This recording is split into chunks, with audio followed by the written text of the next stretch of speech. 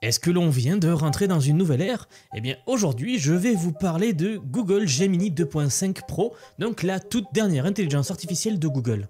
On va faire un tour d'horizon complet et dans cette vidéo je vais vous montrer ce que les autres créateurs visionnaires ont déjà réalisé avec Gemini. En fait vous aviez beaucoup apprécié la première vidéo que j'ai faite sur Gemini, alors aujourd'hui on continue et je vais surtout vous montrer ce que j'ai construit en 1 à 2 minutes à chaque fois à la fin de la vidéo, vous allez voir. Je le répète, mais on parle ici d'une IA qui comprend ce que vous voulez avant même que vous ne sachiez comment le construire. Une IA qui est maintenant capable de transformer un simple dessin, une intention, ou même une description assez floue en résultat très tangible et même professionnel. Donc j'en avais déjà parlé dans la première vidéo, mais aujourd'hui je vais vous montrer, preuve à l'appui, pourquoi cette IA marque un vrai tournant dans notre rapport à la création et aux utilisations de l'IA. Et je vous rappelle que si vous aimez ce genre de contenu au fil de la vidéo, pensez à vous abonner pour soutenir la chaîne. Et je vous rappelle également que j'ai créé une newsletter si vous voulez recevoir les meilleures actus tech en semaine rapidement. Il vous suffit de vous y inscrire et je vous envoie des mails en semaine donc avec les meilleures actus résumées si vous n'avez pas trop le temps ou que vous êtes un peu pressé. Bien, et donc pour commencer, on va voir la réaction de la communauté, comme je vous le disais. Est-ce que les gens en font? Et le meilleur endroit pour cela, c'est Twitter, X maintenant. Et on commence avec ce premier exemple que je trouve vraiment fascinant de ce qu'a fait cet utilisateur, donc Annie Badeboupi. Désolé si je le prononce mal, mais vous allez voir que cet exemple, c'est vraiment ce qui marque un tournant. C'est une nouvelle manière de faire de la programmation, vous allez comprendre. Donc en gros, l'utilisateur nous donne tout simplement 2 images. Donc à gauche, si je l'ouvre, voilà, vous voyez un tableau. Donc un simple croquis griffonné à la main sur une feuille en papier qu'il a probablement fait en quelques minutes donc sur sa table. Donc voilà, c'est comme s'il avait eu cette idée pour faire ce site web et qu'il a mis ça donc en croquis à la main sur un papier. Il a donc donné cette image à Gemini 2.5 en lui demandant tout simplement de faire un site web comme ça. Et voici donc le résultat une fois passé à l'IA de Google, celle-ci. C'est franchement hallucinant. Je vous le répète, tout cela a été généré donc avec la nouvelle IA de Google en 1 à 2 minutes uniquement. Donc l'intelligence devient très puissante, vous le voyez. Donc on a ici à nouveau le croquis avec les boutons, regardez ici, modèle 2.5, token count, etc. Et il a bien tout retranscrit. Juste je vous laisserai les liens en description si vous le souhaitez, si vous voulez voir vous-même ces tweets-là, pour les voir plus en détail. Mais en gros, c'est assez hallucinant ce qu'a fait cette IA-là. En gros, ça va nous faire repenser totalement la manière dont nous allons coder aujourd'hui, puisque maintenant, nous allons juste pouvoir faire un petit dessin sur un brouillon, le donner à l'IA et il va nous le faire. D'ailleurs, c'est un des exemples que je vais vous montrer en fin de vidéo. Je vais manipuler pour vous l'IA et je vais faire exactement ça. Donc, je vais prendre un brouillon que j'ai dessiné et je vais le donner à l'IA. Vous allez voir, c'est assez hallucinant. On a ici un bon exemple de quelqu'un qui a fait la même chose, donc Greg Brockman. Alors c'était pas avec Gemini 2.5 puisque lui il travaille chez OpenAI, si vous suivez le milieu vous savez qui c'est d'ailleurs, c'est quelqu'un de très important chez OpenAI et voilà il avait fait ça avec ChatGPT, mais ChatGPT n'arrivait pas à faire l'exemple le plus complexe ici en haut. Maintenant Google le fait. Pour vous donner un ordre de grandeur, ce que vous voyez ici en fait aurait nécessité il y a seulement 3 ou 4 ans une équipe entière de développeurs, un designer UX par exemple, du temps et du budget aussi. Aujourd'hui une seule image en fait, juste l'intention de le faire et l'IA elle s'occupe du reste. C'est pour ça que je voulais absolument commencer avec cet exemple et en plus cela me rappelle en fait une phrase de Marc Andreessen, le cofondateur de Netscape, quelqu'un de très important dans le milieu de la tech. Il disait en fait « Software is eating the world ». Avec mon magnifique accent anglais, en gros, le logiciel va manger le monde. Eh bien, aujourd'hui, vous le voyez, ce n'est plus seulement le logiciel qui transforme le monde, c'est vraiment les logiciels générés par l'IA cette fois. Donc, c'est l'IA maintenant qui prend le relais. Vous l'aurez compris, on rentre vraiment dans une ère où l'interface en fait entre l'humain et la machine n'est plus le code, mais la pensée elle-même, traduite sous forme d'idées visuelles bien sûr. Et ce n'est que le début, ce genre d'usage va littéralement changer la manière dont on prototype même, dont on enseigne, vous allez voir un exemple à la fin également, ou même la manière dont on imagine les produits maintenant. Alors regardons cet exemple suivant de notre utilisateur qui a fait un jeu donc avec un seul prompt. Il a recréé le jeu Minecraft pour ceux qui connaissent. Je vais vous mettre la vidéo en grand. Et en gros voilà, ce que vous voyez là, ce n'est pas une scène tirée du vrai Minecraft, c'est une version jouable qui a été générée en un seul prompt donc par Gemini 2.5 Pro. En gros, l'utilisateur il a simplement demandé à cette IA de créer une version basique du jeu Minecraft et l'IA elle a généré cette scène interactive en 3D, vous le voyez, avec des blocs, l'environnement navigable, la logique, etc. Encore une fois, pour vous donner un petit repère, eh bien sachez que la première version de Minecraft, donc celle de Notch en 2009, la personne qui a développé ce jeu, eh bien avait nécessité plusieurs semaines de code avec une base Java très complexe, du temps, des tests et du budget surtout, exactement. Aujourd'hui, vous le voyez, l'IA, elle est capable de générer une base jouable de ce concept en quelques secondes, ce qui est assez impressionnant encore une fois. Vous le voyez, ce genre d'outil démocratise vraiment un pouvoir qui jusqu'ici appartenait à une certaine élite technique, car ce n'était pas facile, et c'est précisément ce qui rend l'IA, cette technologie, aussi révolutionnaire. Allez, regardons encore un autre exemple de cette personne ici qui a développé une démo d'Hexagon. Donc pareil, je vais vous la mettre en grand. Mais en gros, si je vous montre cette démo, c'est parce qu'on voit que cette IA, elle va comprendre l'intention créative qu'il y a derrière. Un simple prompt que vous voyez ici, donc qu'ils ont donné, donc P5JC, pas de HTML, donc ils veulent vraiment quelque chose de spécifique. Un essaim de 30 boys colorés, navigants, et en train de tourner autour d'un hexagone. Et vous voyez donc le résultat, une scène en fait animée, élégante et dynamique. Voilà, où l'on voit des entités autonomes, eh bien, littéralement, se déplacer dans une structure géométrique assez fluide. Alors les boids, dit en anglais, pour ceux qui ne sont pas très familiers avec le terme, ce sont des simulations classiques en intelligence artificielle comportementale. Ça a été créé par Greg Reynolds en 1986 et c'est une méthode en fait qui va permettre de reproduire des comportements collectifs comme ceux par exemple de bancs de poissons entiers, vous savez, ou alors des vols d'oiseaux qui sont des systèmes très complexes et donc à partir de règles extrêmement simples, séparation, alignement, cohésion, etc. Mais en gros ce sont des simulations qui vont simuler ce genre de système-là. Et ici vous le voyez, eh bien l'IA ne va pas se contenter de générer le code donc, que vous voyez ici, mais elle va comprendre les principes d'animation, de physique, de géométrie et va les traduire donc avec un rendu visuel cohérent et assez joli. Donc voilà, ça ce sont des boids, ces systèmes-là assez complexes à reproduire ou en tout cas à simuler. Encore une fois, tout cela sans aucune ligne de code écrite à la même. Le prompt, en fait, ça devient un peu une baguette magique et Gemini serait le chef d'orchestre. Alors regardez, je voulais vous montrer cette comparaison entre Gemini 2.5 Pro et GPT-O1 Pro sur un même prompt. Donc à gauche, le résultat généré par Gemini et à droite, celui par GPT. Même prompt, même objectif, mais deux performances radicalement différentes, vous le voyez. Les deux modèles en fait ont reçu une demande de création d'une scène avec des objets animés dans une spirale que vous voyez ici. Et si l'on regarde attentivement, eh bien, la simulation de Gemini a l'air beaucoup plus pointue. En fait, l'animation de GPT semble un peu plus chaotique, un peu plus brouillon. Les balles ont l'air d'avoir une accélération sans raison, je ne sais pas trop pourquoi. On dirait pas une vraie simulation au résultat que nous donne Gemini. Et voilà, cet exemple ici, je voulais vous le montrer pour vous parler du fait que eh bien, les IA vont devenir petit à petit des moteurs de la compréhension structurelle des systèmes. En gros, ils vont comprendre de mieux en mieux la physique des IA en fait, capables de raisonner en 3 dimensions, de visualiser des intentions comme ça et de les rendre avec un bon résultat comme vous le voyez. Car c'est quelque chose qu'il nous faudra à l'avenir, au fur et à mesure que ces systèmes qu'ils vont faire seront de plus en plus complexes, il faudra qu'ils soient très rigoureux, puisqu'à partir d'un certain moment, on ne saura même plus ce qu'il y aura dans le code, donc il faudra qu'on leur fasse confiance. Donc il faut poser de bonnes bases maintenant, à mon avis. Voici un autre exemple remarquable de ce que Gemini est en train de coder, donc regardez. Une simulation de match de football avec des déplacements de joueurs comme vous le voyez, des trajectoires représentées par les lignes ici que vous voyez. Bref, une visualisation complète de tout cela en temps réel. Et ici, on ne parle pas simplement d'animation, attention, c'est pas juste une animation, c'est une simulation, ce qui n'est pas du tout la même chose. Derrière, il y a des mathématiques beaucoup plus poussées pour simuler les choses comme ça. Vous le voyez, mais chaque joueur ici a une trajectoire assez cohérente et il y a en fait un équilibre entre attaque et défense, comme vous le voyez ici, les angles, les positions et les données que nous avons à droite. Encore une fois, c'est une forme assez primitive mais qui est très prometteuse, c'est pour ça que je vous le montre, de la modélisation comportementale dans un système multi-agent. Donc autrement dit, plusieurs entités autonomes qui interagissent selon des règles dynamiques dans un environnement donné. Tout ça pour dire en fait une simulation, tout simplement. Souvent, on aime bien utiliser des mots complexes alors que c'est très facile à expliquer parfois. Alors, quoi qu'il en soit, voilà, ce type de simulation auparavant eh bien, était réservé à des moteurs spécialisés, vous vous en doutez. Certains le faisaient avec Unity, si vous connaissez. D'autres laboratoires de recherche avaient leur propre système de simulation interne, etc.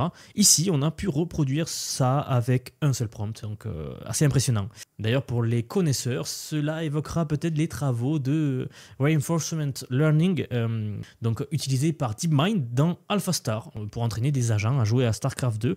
C'était pareil, Google, un laboratoire de Google qui avait entraîné une IA pour jouer donc à un jeu très compliqué. Et c'était une tâche monumentale puisqu'il fallait coder une IA qui allait se comporter dans un environnement donné, ce qui n'était pas une tâche très évidente. Bon, quoi qu'il en soit, regardons 2 derniers exemples rapidement avant de passer aux tests, car je veux vraiment vous montrer les tests que j'ai faits. Vous voyez ici un autre exemple avec le jeu Pac-Man, donc qui a été reproduit, pareil, avec une seule ligne de code. À chaque fois, dites-vous que c'est très simple à faire ça. Si vous avez accès à Gemini, je vous invite à essayer. Actuellement, la version gratuite permet également de faire quelques prompts avec 2.5 Pro, donc allez-y, essayez-le. C'est assez hallucinant. Et voici encore un autre exemple, encore plus hallucinant à mon avis. C'est la conversion, donc tout un process. Il l'a donné donc ensuite à Gemini pour faire un modèle 3D. En tout cas un dessin 3D. À partir du dessin, il a à nouveau donné à Gemini pour faire un modèle 3D cette fois. Donc c'est vraiment un modèle 3D que vous allez pouvoir mettre dans un logiciel de modélisation 3D. Et à partir de là, il a envoyé vers son imprimante 3D pour imprimer l'objet. Donc là, on commence vraiment à partir assez loin quand vous voyez que en fait, vous pouvez convertir de simples croquis carrément en objets physiques grâce aux imprimantes 3D en tout cas. Donc voilà, c'est un exemple que je voulais absolument vous montrer car c'est très très très prometteur pour la suite en tout cas. Et en bas, il nous donne son process. Donc je vous rappelle que je vous mettrai tous les liens en description si vous voulez aller voir plus en détail les tweets et ce qu'ils en disent. Voilà, donc après vous avoir montré ce que d'autres créateurs ont fait avec cette IA-là, j'ai voulu pousser l'expérience un peu plus loin. Pas juste pour m'amuser bien sûr, mais pour tester une question fondamentale. Et si cette IA pouvait devenir un outil d'éducation par exemple, ou alors de prototypage, ou même de création artistique avancée. J'ai donc imaginé plusieurs projets volontairement variés, bien sûr, sur plusieurs domaines différents, qui vont de la simulation physique immersive à la transformation de simples croquis en jeu interactif. En fait, je voulais vraiment reproduire cet exemple ici que vous voyez, de la personne qui a fait un croquis et qui a demandé à l'IA de le construire. Donc on va voir ces 3 exemples-là. Je ne vais pas pousser la chose très très loin car la vidéo commence à être un petit peu longue et que je veux vraiment en faire 2 ou 3 leçons dans ma formation. Donc si vous suivez ma formation, sachez que des mises à jour arrivent. J'ai déjà commencé à pousser quelques mises à jour. Arrive bientôt le vibe coding et plein d'exemples d'utilisation avec Gemini, Claude, Grok, etc. Alors on va commencer avec un sujet qui a traumatisé plus d'un élève, mais que je vais vous faire redécouvrir autrement, vous allez voir, et je parle de l'électromagnétisme. Donc comme d'habitude, j'ai préparé un prompt, voilà, avec les techniques usuelles de préparation de prompt. Je ne vais pas refaire le process, mais en gros, je vais utiliser ce prompt, démontre les principes de l'électricité et du magnétisme à travers un exemple simple, mais visuellement percutant, etc., etc. Je vous laisse le lire si vous souhaitez. Mais en gros, je vais le copier, l'envoyer. Je vais bien faire attention d'avoir sélectionné le bon modèle et d'activer Canva.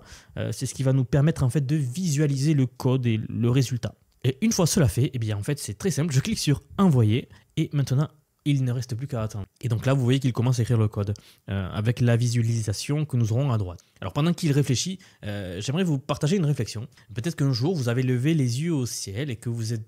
Comment est-ce que l'électricité pouvait circuler dans une machine? Ou alors pourquoi est-ce qu'un aimant peut faire bouger quelque chose à distance? Voilà, ce genre de questions que nous nous sommes tous posées. Alors ce que vous allez voir là, va vous plaire je pense. Regardez. Voilà donc ce qu'il a fait. Il nous a fait la visualisation du solénoïde, donc ce que j'ai demandé. En fait, j'ai voulu ici prendre un concept qui semblait flou à tout le monde, qui était abstrait donc, le champ magnétique, et le rendre visuellement intuitif, donc qui est la représentation que vous voyez ici. Voilà, donc la bobine ici en cuivre, c'est le solénoïde. Imaginez un ressort en cuivre dans lequel on injecte du courant. Eh bien, c'est exactement ce que l'on voit ici représenté. Ce courant, il va tourner autour d'une série de cercles invisibles, les fameuses lignes du champ magnétique. Voilà, je voulais vous montrer le pouvoir de visualisation de ce nouvel outil. Par contre, voilà, juste une petite remarque, bien sûr, les lignes de champ ne sont pas tout à fait justes puisqu'il manque les lignes qui sortent tout autour de la bobine. Donc bon, la vidéo commence à être un petit peu longue. Je lui ai demandé ici de corriger la représentation. Je voulais quand même vous montrer que là, il n'a pas réussi forcément du premier coup. Alors peut-être j'ai pas eu de chance. Vous savez qu'avec les IA, des fois c'est des questions de chance aussi. Mais regardez, je veux comparer avec ce que font les autres IA. Donc j'ai fait avec Grok, qui est selon moi l'autre meilleure IA pour coder, avec ChatGPT 3, mais regardez ce qu'il m'a fait. Bon, autant vous dire que c'est vraiment pas bon. Les IA n'y arrivaient pas vraiment aujourd'hui. Eh bien voilà, on arrive à avoir quelque chose de mieux et encore on pourrait l'améliorer bien sûr. Mais c'est pour vous dire qu'on commence à faire des choses très très intéressantes avec le coding et les IA. Et là, oui, bien sûr, on va beaucoup plus loin puisqu'on itère et on itère et on itère. Mais si vous mettez cette IA-là qui de base est très puissante déjà dans un logiciel comme ça, vous pourrez faire beaucoup de choses. D'ailleurs, si vous êtes dans la programmation, je pense que vous avez peut-être switché à Gemini, à mon avis, déjà. C'est le grand scientifique Faraday qui disait déjà au 19e siècle, vers la fin du 19e siècle, que le champ était réel, le champ magnétique, même si on ne le voyait pas. Et à son époque, eh bien, c'était une intuition de génie, pour être honnête avec vous.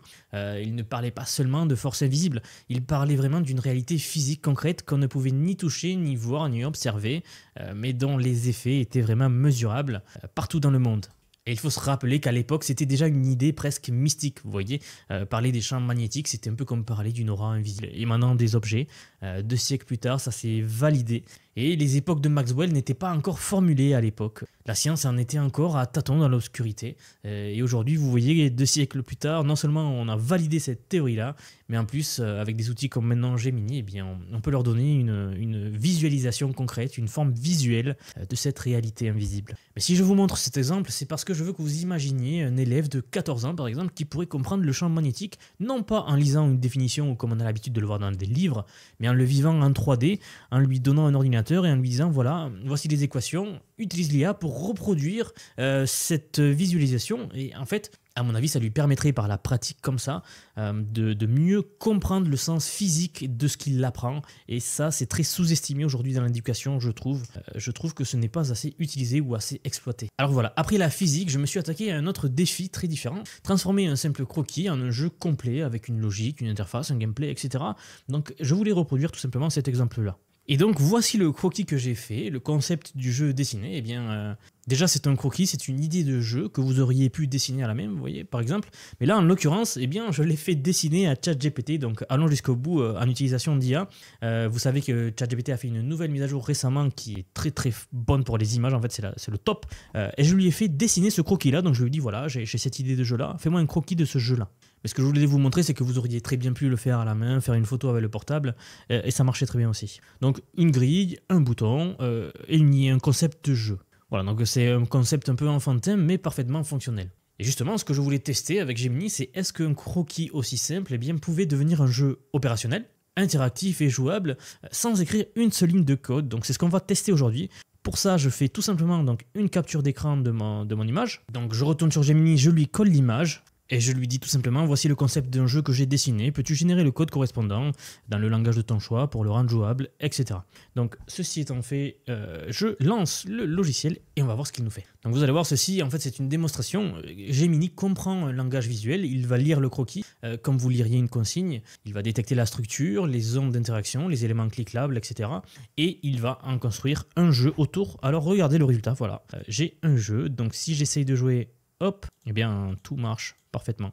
Voilà, il a suivi mes consignes en fait. Vous voyez que sur le croquis, je n'ai pas signalé que je veux des vies, etc. Eh bien, je lui ai dit ici, en plus du croquis, je voulais tester, voir s'il pouvait rajouter en plus des choses, en plus de mon croquis. Donc, comme vous le voyez, eh bien, tout marche parfaitement. Il a créé un jeu à partir d'un croquis. Maintenant, imaginez créer ce que vous voulez à partir d'un croquis. Ça pourrait être pareil pour un site web, ça pourrait être pareil pour une image, ça pourrait être pareil pour à peu près tout. Donc, ce que je vous invite à faire, c'est de tester. Si vous avez une idée qui vous vient en tête là tout de suite, c'est de dessiner quelque chose sur un papier, un projet que vous avez toujours imaginé, et de l'envoyer à l'IA, voir ce qu'elle vous fait. En fait, on parle ici du croisement entre deux mondes, donc le design d'interface et la programmation fonctionnelle. Avant, transformer une idée comme celle-ci en jeu prenait beaucoup de temps, des compétences et des outils. Et aujourd'hui, vous le voyez, un seul prompt, une image, et voilà, vous avez un résultat. Encore une fois, ce jeu, il peut être modifié, personnalisé, étendu, vous l'aurez compris. Je pourrais demander à ChatGPT d'ajouter un système de score plus compliqué, par exemple, un chronomètre, une animation, un trésor qui brille. Bref, il ferait tout. D'ailleurs, on pourrait le faire là en lui demandant la suite. Et c'est là que j'aimerais vous parler de quelque chose. Accordez-moi juste 30 secondes avant de continuer, parce que si vous êtes arrivé jusqu'ici, vous vous demandez sûrement, et moi, comment je peux utiliser ces IA-là pour créer mes propres projets ? Eh bien, vous êtes exactement au bon endroit. Depuis plusieurs mois, j'ai déjà formé plus de 1000 personnes, 1000 apprenants dans mon programme Vision IA, donc une formation conçue pour vous rendre autonome, efficace et surhumain avec l'intelligence artificielle. C'est un terme que j'emploie beaucoup. Peu importe votre niveau actuel, aucun besoin de compétences techniques préalables. Au travers de leçons vidéo uniques, je vous accompagne pas à pas, de zéro jusqu'à la maîtrise complète des outils les plus puissants du marché. Vous y apprendrez comment utiliser des outils comme celui-ci, Gemini 2.5, ChatGPT, ElevenLabs, Grok, Claude, etc. Bref, j'en passe. D'ailleurs, cette semaine, j'annonce justement une mise à jour majeure, donc des nouveaux outils, de nouvelles techniques, des nouvelles opportunités et une mise à jour des dernières actus, dernières avancées percées en LLM, donc en IA. Après tout, c'est mon but avec Vision IA, c'est d'apporter l'IA au plus grand nombre le plus facilement possible. Voilà, donc si vous nous rejoignez aujourd'hui, vous gagnez un accès illimité aux mises à jour futures, donc sans frais supplémentaires bien sûr, c'est un paiement unique. Vous accédez également à un réseau professionnel et puissant où chacun partage ses connaissances et on progresse tous ensemble, ainsi que la garantie de rester en avance sur les autres plutôt que de subir l'arrivée massive de l'IA. Voilà, ne laissez pas passer cette opportunité de devenir celui qui maîtrise plutôt que celui qui suit. Vous trouverez le lien en commentaire sous la vidéo ou en description. Alors, c'est maintenant ou jamais le meilleur moment pour nous rejoindre. Je vous attends dans la première leçon. Bien, continuons avec le dernier exemple. Et si vous me suivez, je pense que vous savez à quel point j'accorde de l'importance à la performance, à la clarté et à l'utilité concrète lorsque je parle et d'un projet d'ailleurs. Pour ce dernier test, j'ai donc voulu confronter Gemini à un terrain très concret, le SEO, donc le référencement sur Internet. L'objectif, ça va être de créer deux outils professionnels pour le web. Donc, un calculateur de coûts SEO que vous pourriez trouver sur une page Internet et une page d'audit SEO alimentée par l'IA. Deux fonctionnalités très demandées par les agences, les freelances, les consultants, etc. mais qui prennent normalement beaucoup de temps à développer. Alors vous allez voir ça aujourd'hui. Je voulais voir en fait si Gemini était capable de livrer quelque chose de beau, fonctionnel et exploitable. Donc on y va. Voici le premier prompt que j'envoie à Gemini, donc créer une page web responsive moderne avec un design épuré et professionnel. Et je lui donne les instructions de ce que j'attends de mon calculateur SEO. Et donc voilà, vous le voyez, en quelques secondes, il m'a généré une page HTML, CSS, JavaScript avec des slides, etc. Donc regardez, je vais tester, voir si tout marche bien. Donc tout marche bien. Si je montre le nombre de pages à optimiser, par exemple, dans le domaine du SEO, le nombre de mots-clés quand on va cibler, le niveau de concurrence, besoin de création de contenu, oui ou non. Et donc vous voyez la calculette qui se modifie en fonction.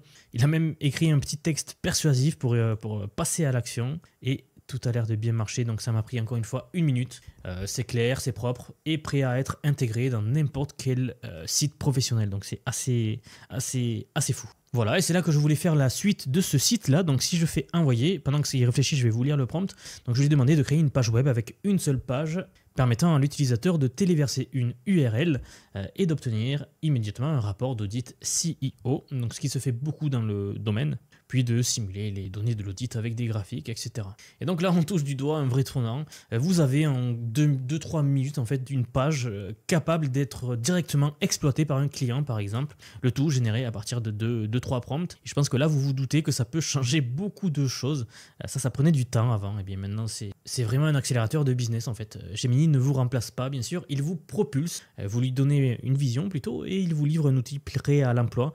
Donc c'est pour ça que je dis souvent que notre tâche va devenir de plus en plus architecte d'idées, de projets, plutôt que réalisation du projet, c'est-à-dire la partie technique. Et donc voilà le résultat. Vous avez une page ici où il vous demande un URL et d'analyser la page. Donc voilà, j'ai mis le lien de la page de connexion de la formation, donc, et voilà ce qu'il me dit. Il calcule en fait, lorsque j'ai cliqué sur analyser, il a calculé un score de SEO, donc vitesse de chargement, les balises, etc. C'est pas mal, c'est pas mal. On peut même télécharger un rapport de cela. Ça devient très puissant et aujourd'hui vous en avez vu la preuve, je pense. Beaucoup de ces choses-là pouvaient se faire avec d'autres IA, mais ça prenait plus de temps, c'était plus compliqué. Vous l'avez juste vu avec l'exemple de Grok que vous voyez ici. C'était compliqué d'arriver à tel résultat si rapidement et maintenant Gemini le fait, ce qui nous permet de nous concentrer pour faire des choses encore plus compliquées, vous voyez, que nous ne pouvions pas faire avant. Donc oui, Gemini a changé beaucoup de choses, c'est devenu le modèle préféré de beaucoup de gens dans le milieu, donc dans le secteur. Les retours sont juste incroyables. Et donc maintenant, ma question c'est jusqu'à quand? Car oui, si vous connaissez le domaine, vous savez que ça va très vite. Et que peut-être que la semaine prochaine, nous avons un nouveau modèle qui dépassera celui-là. Ça, je ne sais pas, je ne suis pas devin. Mais en tout cas, si vous avez apprécié la vidéo, n'hésitez pas à laisser un petit like, à vous abonner si ce n'est pas déjà fait. La meilleure façon de me soutenir. Et je vous rappelle également que vous trouverez le lien vers la formation en commentaire épinglé sous la vidéo. Pour apprendre l'IA, c'est maintenant le meilleur moment. avant que ça ne devienne trop complexe et que vous pouvez vraiment utiliser l'IA de façon concrète aujourd'hui, eh bien formez-vous vraiment, ça va vous changer la vie si vous ne connaissez pas, et même si vous connaissez, il y a des astuces, des techniques que je vous apprends dedans. Donc en tout cas, je vous y attends, merci pour avoir regardé la vidéo jusqu'ici, et je vous donne rendez-vous très vite, c'est-à-dire demain pour la prochaine vidéo. Merci et à bientôt. Si cette analyse vous a intéressé et que vous voulez aller encore plus loin dans la compréhension des enjeux géopolitiques actuels, je vous invite à découvrir ma nouvelle chaîne Vision Actu. Vous y trouverez des analyses approfondies sur ce sujet et bien d'autres qui façonnent notre présent et notre futur. N'oubliez pas de vous abonner aux 2 chaînes pour ne rien manquer. À très bientôt pour de nouvelles analyses.